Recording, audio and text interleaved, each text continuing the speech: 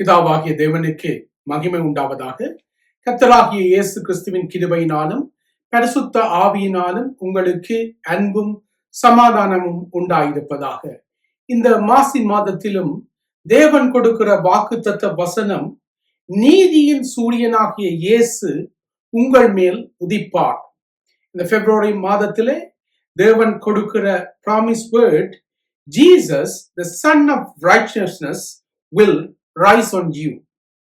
அதற்கு ஆதாரமாக மல்கியா 4ஆம் அதிகாரம் 2ஆம் வசனம் சொல்கிறது, என் நாமத்துக்கு பயப்படுகிற உங்கள் மேல் நீதியின் சூரியன் உதிக்கும், அதன் செட்டைகளின் கீழ் ஆரோக்கியம் இருக்கும் என்று ஆண்டவர் சொல்றார். ஆண்டவருக்கு பயந்து நடக்கிற ஒரு வாழ்க்கை எங்களுடைய வாழ்க்கையிலே காணப்பட வேண்டும். கர்த்தருக்கு பயப்படுதலே ஞானத்தின் ஆரம்பம், பரிசுத்தரின் அறிவே அறிவு என்று சொல்லப்பட்டிருக்கிறது.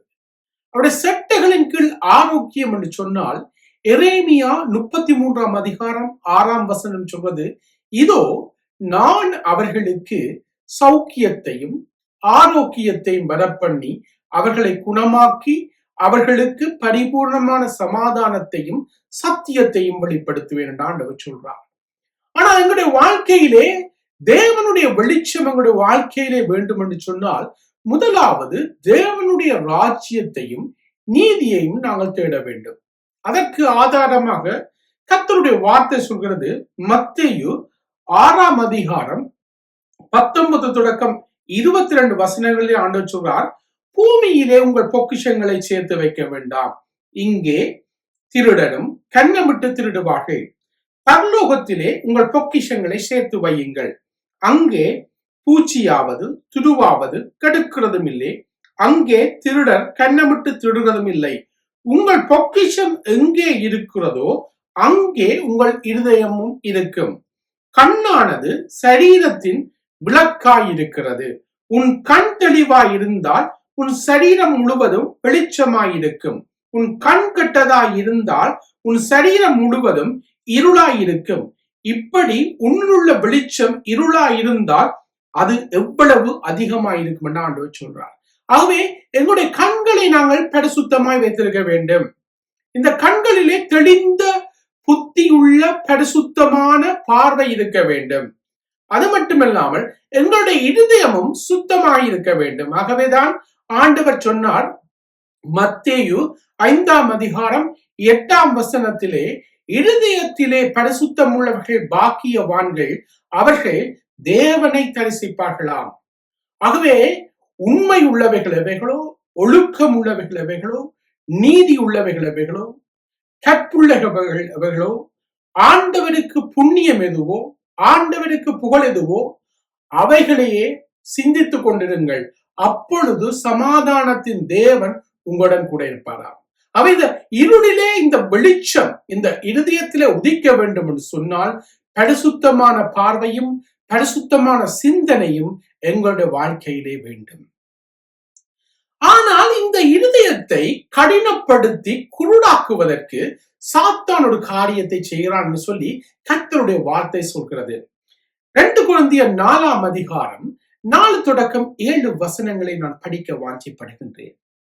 தேவனுடைய சாயலாய் இருக்கிற கிறிஸ்துவின் மகிமையான சுவிசேஷத்தின் ஒளி அவ்விசுவாசியாக அவர்களுக்கு பிரகாசமாயிராதபடிக்கு இப்பிரபஞ்சத்தின் தேவனானவன் அவர்களுடைய மனதை குருடாக்கினானாம். என்ன செய்து வச்சிருக்கான்? இந்த விழுந்து போன சாத்தான் என்று நாங்க சொல்லுவோம், தேவதூதன் தான், அவன் தேவதூதனா இருந்தான், லூசிபர். என்ன செய்திருக்கான்? எல்லா ஜனங்களுடைய மனங்களையும் குருடாக்கி வச்சிருக்கிறான், இயேசுவை தெரியாதபடிக்கு. அவர் அன்புள்ள ஆண்டவர், அது மட்டுமில்லாமல் எங்களை நேசித்து எங்களுடைய பாவங்களுக்காக அடிக்கப்பட்டு ரத்தம் சிந்தி அந்த ரத்தத்துக்கூட ஒரு மீட்பை ஆண்டவர் கொடுத்திருக்கிறார், ரட்சிப்பை தந்திருக்கார். இந்த விஷயத்தை காண முடியாதபடிக்கு மனக்கண்களை குருடாக்கி இருக்கிறோம். உதாரணத்துக்கு நான் சொல்வேன்னு சொன்னா, நீங்க ஒரு காட்டு வழியா போய்க்கல, அந்த இடத்துல வெளிச்சம் இல்லைன்னு வைங்க, ஒரே கும்மண்டு இருட்டாரு. உங்களுக்கு முன்னுக்கு கூட சகோதரனே உங்களுக்கு தெரியாது, அந்த சகோதரருக்கு மேலேயே தடக்கி விடுவீங்க. அப்படி எங்களுடைய இருதயம் இருளா இருந்துச்சுன்னு சொன்னால், நாங்கள் நேசிக்கிற மக்களையே நாங்கள் பகைப்போம். ஆகவே உங்களுடைய இதயத்திலே வெளிச்சம் வேண்டும். ஆகவே ஆண்டவர் சொல்லியிருக்கிறான்னு சொன்னால், இந்த மெனக்கண்களை சாத்தான் குருடாக்கி, மனுஷனுக்கு மனுஷன் பிரச்சனையை உண்டாக்கி, ஒன்றையும் தெரிய விடாதபடிக்கு தடுத்து வச்சிருக்கான். இயேசுவையும் தெரிய விடாதபடிக்கு. ஆகவேதான் இந்த சுவிசேஷத்தை நாங்கள் எடுத்து சொல்கிறோம். வசனம் சொல்கிறது, நாங்கள் எங்களையே பிரசங்கியாமல் கிறிஸ்து இயேசுவை கர்த்தர் என்றும் அவர் ஆண்டவர், பிதாவாகிய தேவனுக்கு மகிமையாக இயேசு கிறிஸ்து கர்த்தர் என்று நாவுகள் யாவும் அடைக்க பண்ணும், முழங்கால்கள் யாவும் முடங்கும் என்று சொல்லப்பட்டிருக்கிறது. அது மட்டுமில்லாமல் வார்த்தை சொல்றது, இருளில் இருந்து வெளிச்சத்தை பிரகாசிக்க சொன்ன தேவன் இயேசு கிறிஸ்துவின் முகத்தில் உள்ள தமது மகிமையின் அறிவாகிய ஒளியை தோன்றம் பண்ணும் பொருட்டாக எங்கள் இருதயங்களிலே பிரகாசித்தார். உங்களுடைய இருதயங்களிலே இயேசு பிரகாசிப்பார். எப்ப இந்த சாத்தானுடைய அந்த மனதை கூடாக்கி வச்சிருக்க அந்த சாத்தானுடைய கட்டுக்கள் எல்லாம் உடையும் போது இயேசு உங்களுக்கு தரிசனமாவார். ஆகவேதான் வார்த்தை சொல்றது, உங்கள் முழு இருதயத்தோடும், உங்கள் முழு ஆத்மாவோடும், உங்கள் முழு பலத்தோடும் நீங்கள் தேவனை தேடினால் தேடுகையிலே அவரை கண்டுகொள்வீர்கள் என்று சொல்லி. அடுத்து நாங்கள் பார்ப்போம்னு சொன்னால், இந்த மகத்துவம் உள்ள வல்லமை எங்களால் உண்டாயிராமல் தேவனால் உண்டாயிருக்கிறது என்று விளங்கும்படிக்கு இந்த பொக்கிஷங்களை மட்பாண்டங்களிலே பெற்றிருக்கிறோம். இது மண்ணான சரீரம். இந்த சரீரத்துக்குள்ளே ஆகவேதான் ஆண்டவர் சொல்றார், 1 கொரிந்தியர் 3ஆம் அதிகாரம் 16-17 வசனங்களிலே, நீங்கள் தேவனுடைய ஆலயமா இருக்கிறீர்கள் என்றும் தேவ ஆவி உங்களிலே வாசமா இருக்கிறார் என்றும் நீங்கள் அறியாமல் இருக்கிறது என்ன? ஆகவே தேவ ஆவியானவர் உங்களுக்குள்ளே வாசம் செய்கிறார். இந்த ஒளி உங்களுடைய வாழ்க்கையில வரும்போது கர்த்தருடைய ஒரு வார்த்தை சொல்றது, ஏசியா 60ஆம் அதிகாரம் 1-2 வசனங்களிலே, எழும்பி பிரகாசி, உன் ஒளி வந்தது, கர்த்தருடைய மகிமை உன்மேல் உதித்தது சொல்லப்படுது. அப்ப இந்த ஆண்டவரை நாங்கள் முழு மனதோட தேடைக்குள்ள ஆண்டவருடைய வெளிச்சம் உங்களுக்கு மேலாக வரும்போது நீங்கள் எழும்பி பிரகாசிக்க போகின்றீர்கள்.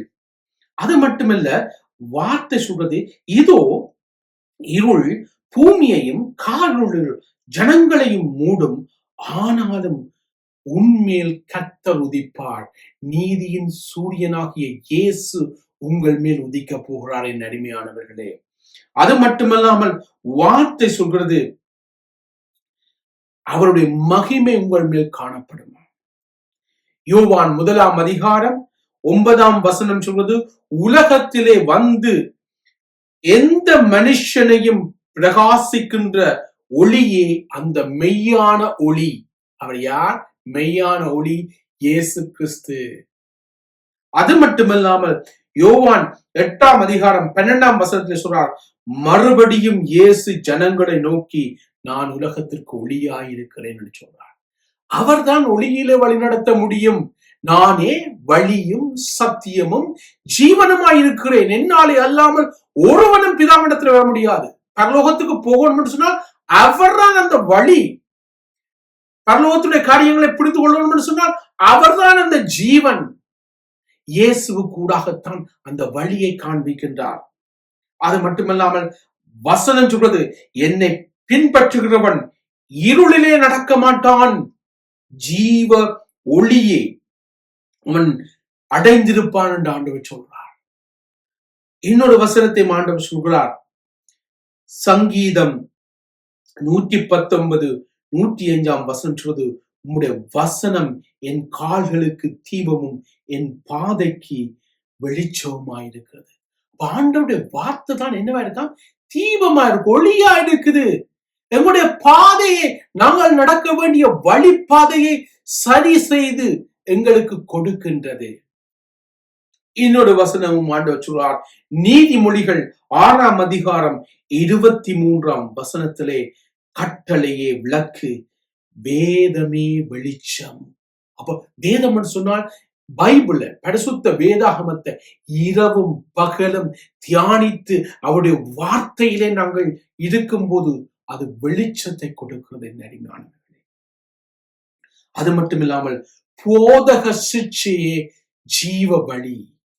ஜீவனுக்கு போகிற வாசல் இடுக்கமும் வழி நெருக்கமுமா இருக்கிறது. அதை கண்டுபிடிக்கிறவர்கள் மிகச்சிலர் என்று சொல்லப்பட்டிருக்கிறது. ஆகவே அந்த வழியை ஆண்டவர் நமக்கு காண்பிக்கிறார். அந்த வெளிச்சத்தை நமக்கு எங்களுடைய வாழ்க்கையிலே அவர் கொண்டு வந்து சேர்க்கின்றார். 1 யோவான் 1:5-7 சொல்வது, தேவன் ஒளியாக இருக்கிறாரா? எப்படியா இருக்கிறார்? தேவன் ஒளியாக இருக்கிறார். அவரில் எவ்வளவேனும் இருள் இல்லை. இது நாங்கள் அவரிடத்தில் கேட்டு உங்களுக்கு அறிவிக்கின்ற விசேஷமாய் இருக்கிறது. நாம் அவரோடு ஐக்கியப்பட்டவர்கள் என்று சொல்லியும் இருளிலே நடக்கிறவர்களா இருந்தால் சத்தியத்தின்படி நடவாமல் பொய் சொல்கிறவர்களா இருப்போம். அவர் ஒளியில் இருக்கிறது போல நாமும் ஒளியிலே நடந்தால் ஒருவருக்கொருவர் ஐக்கியப்பட்டிருப்போம். அவருடைய குமாரனாகிய இயேசு கிறிஸ்துவின் ரத்தம் சகல பாவங்களை நீக்கி நம்மை சுத்திகரிக்கும். எங்களை கழுவி தூய்மையாக்கி அவருடைய சாயலாக இயேசு நம்மை மாற்றி கொண்டு வருகிறார். அந்த ஒளி அந்த காரியத்தை செய்கிறது. அந்த ஒளி பிரகாசிக்கும் போது ஆரோக்கியத்தை கொடுக்கிறது. நெருமையானவர்களே, அது மட்டுமில்லாமல் இன்னொரு வசனம் சொல்லப்பட்டிருக்கிறது. நாங்கள் ஆண்டவருடைய பரலோக ராஜ்யத்திலே போய் இருக்கும் போது, வெளிப்படுத்தல் 22:5 சொல்கிறது, அங்கே இராக்காலம் தேவையில்லை, விளக்கும் சூரியனுடைய வெளிச்சமும் அவர்களுக்கு வேண்டுவதில்லை. நாங்கள் பார்க்கிற இந்த சூரியன் மறைந்துவிடும், சந்திரன் ரத்தமாக மாறும் என்று சொல்லி பைபிள் அப்போஸ்தலர் அதிகாரத்தில் சொல்லப்பட்டிருக்கிறது. இதெல்லாம் படைச்சது நம்முடைய ஆண்டவராக இயேசு கிறிஸ்து. அவரே என்ன சொல்லப்பட்டிருக்கிறது? அவரே கர்த்தரே, அவரே கர்த்தர் எல்லார் மேலும் பிரகாசிக்க போகின்றார். அந்த ஜீவ ஒளியில தான் நாங்கள் நடக்க போகிறோம். அவர் சதா காலங்களிலும் அரசாழ்வார் என்று சொல்லப்பட்டிருக்கு. ஆகவே என் அடிமையானவர்களே, உண்மையான அந்த மெய்யான ஒளியாகிய இயேசு உங்கள் மேல் உதித்து உங்களுடைய வாழ்க்கையை மாற்ற போகிறார். அவர் ஆசீர்வதிக்க போகிறார். இப்போது நான் அந்த செய்தியை முடித்து உங்களுக்காக நான் ஜெபிக்கிறேன். எங்கள் அருமை ஆண்டவராகிய இயேசு கிறிஸ்துவே, இதை பார்த்து கொண்டிருக்கிறவர்கள் மேல் ஆண்டவரே, நீதியின் சூரியனாகிய இயேசு உம்முடைய வெளிச்சத்தை பிரகாசித்து ஆண்டவனே, உடைய இருதயங்களை பரிசுத்தப்படுத்தி ஆண்டவனே, இருதயத்திலே பரிசுத்தவர்கள் பாக்கியவான்கள், அவர்கள் தேவனை தரிசிப்பார்கள் சொன்ன அந்த வார்த்தையின்படி ஒவ்வொருவருக்கும் ஆண்டவனே, இந்த வருஷத்துல நீங்க தரிசனமாகி நீங்க அந்த ஜீவ ஒளியை காண்பித்து அவர்கள் ஒவ்வொருவரையும் ரட்சித்து உம்முடைய பரலோக ராஜ்யத்துக்கு அவர்களை தயார்படுத்த வேண்டும் என்று சொல்லி இயேசுவின் நாமத்தினாலே செபிக்கிறோம். ஆண்டவனே, நீங்க சொன்ன வார்த்தையின்படி பிரியமானவனே, உன் ஆத்துமா வாழ்வது போல நீ வாழ்ந்து எல்லாவற்றிலும் சுகமாய் இருந்து ஆண்டவனே, உடைய அந்த மெய்யான ஒளி வழிநடத்தத்தக்கதாய், அந்த ஜீவ வழியை கண்டடையத்தக்கதாய் என் தேவன் கிருபை செய்ய வேண்டும் என்று சொல்லி இயேசுவின் நாமத்தில் ஜெபிக்கிறோம் எங்கள் உயிருள்ள நல்ல பிதாவே, ஆமேன். கர்த்தர் தாமே உங்களை ஆசீர்வதிப்பாராக.